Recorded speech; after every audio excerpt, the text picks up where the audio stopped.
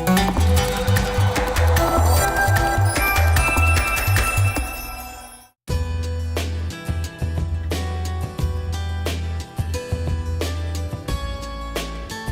welcome to my kitchen. My name is Jose and I have with me Marilyn, Vivi and Martin, and we are going to teach you some Mexican dishes which is called mole poblano. It's one of the most traditional and with more history in our kitchen. It has a lot of ingredients. So we have here tomato, we have nuts, different kind of nuts actually. We have chilies, chocolate.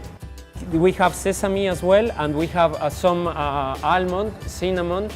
We use some tortilla, which is the bread made out of corn.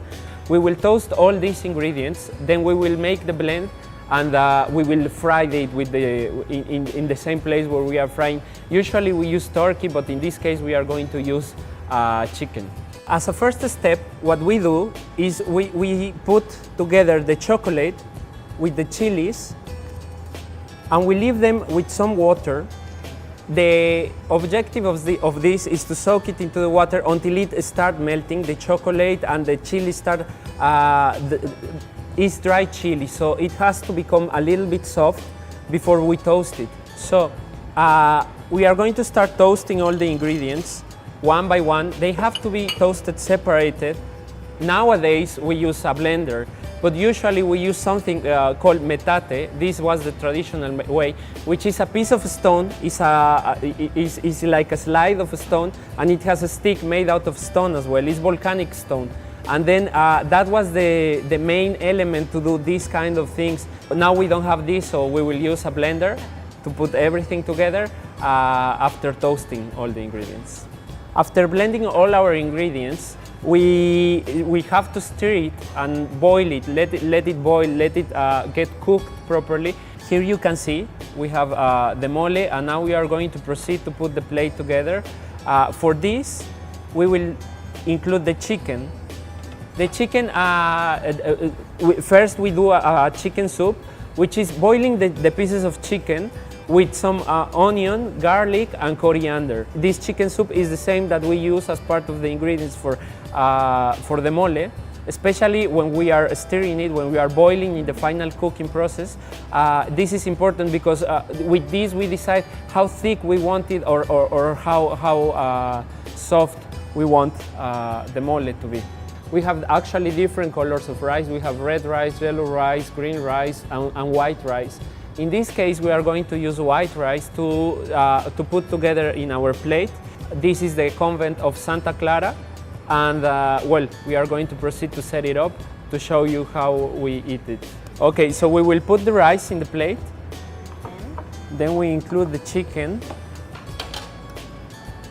And finally, we shower everything with our mole.